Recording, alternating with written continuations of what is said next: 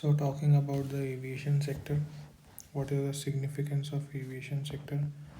First of all, the total passenger carried by aviation sector is 37 crore. The fleet strength is 941 aircraft in commercial sector. The operational airport have just doubled in the last 10 years from 74 to now 150 plus. The significance of the aviation sector is in the fact that 3.7 lakh directly and 7.7 million indirectly are employed in this sector. Then 15% pilots are women and 80%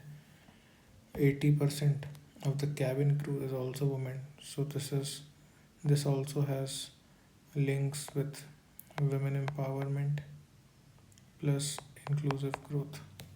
Then freight handled is around 3,365 million tons. The contribution to GDP is around 1.5%, and by 2040 the government is expecting that it will cross 4%.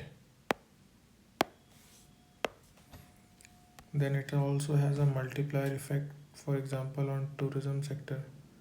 If there are connectivity of flights at various locations, then there will be a rise in tourism. It has potential to bring forex reserve.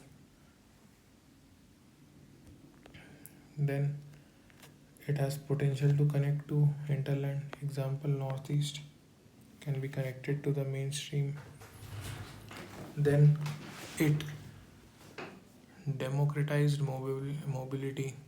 So the Udan scheme has benefited around 15 million people. Then it also improves medical tourism.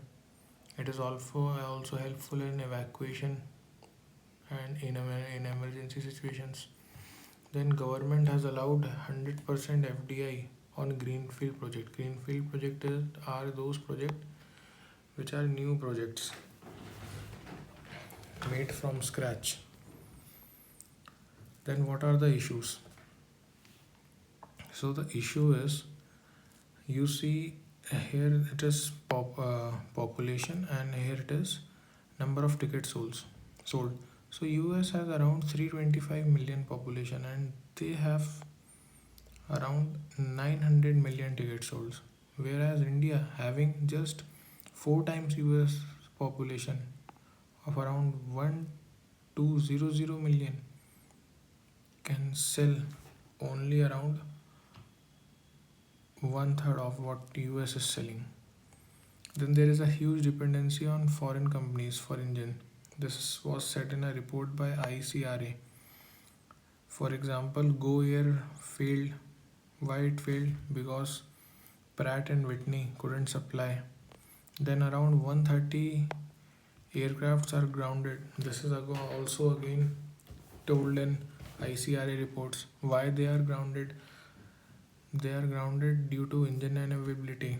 For example, Indigo's almost around 70 aircrafts are grounded due to unavailability of engine. Then supply chain disruption is also one of the issue. Most of our fleet is leased. Therefore, there is high rentals and ultimately less profit, with which is discouraging the players. Then there are high taxes on aviation fuel, and hence the profit declines, and sometimes the companies also have to bear losses.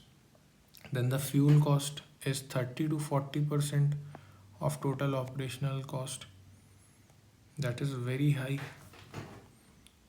Then there is a duopoly which has led to increase in price. There are currently only two players in the domestic market. One is Indigo and other is Tata. Tata is basically Air India. So it has led to a rise in price. Then there is an increased pressure to move toward sustainable fuel. Then the Udan scheme, Ude Desh Ka Hum Nagrik scheme, it also has some issues. What are the issues? So there were around 948 routes awarded in this scheme, but only 619 are operational, while the rest are inoperational. Then various airports are inactive. For example, if you see Kanda Airport, it is inactive. Then there are shortage of small body aircraft. Then there is lack of skilled professionals. Now, what are the government initiatives?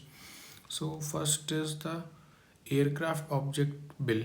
So it is basically protection of interest in aircraft object bill.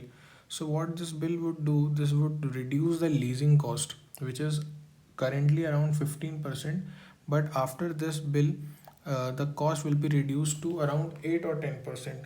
So it will be a great relief for the private players. Then Aircraft Act 1934, which was a colonial act, is now replaced by Bharatiya Vayuyan Adhiniyam 2024. Now, what does this Bharatiya Vayuyan Adhiniyam has? So, it has introduced new safety norms, then pilot drones and aircraft air taxis.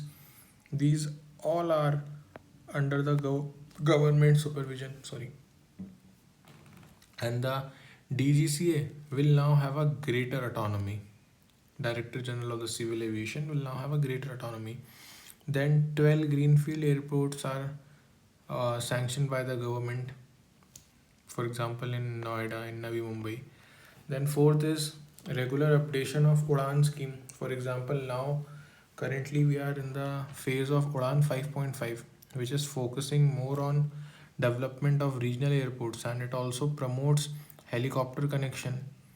Then there is a Digi Yatra initiative. The government is also promoting solar and wind energy in promotion of green airports. Then the GST on maintenance and repair activity is reduced to 5% from 18%. And this maintenance and repair activity is one of the potential for the foreign direct investments also. This maintenance and RO activities therefore has been provided with 100% FDI.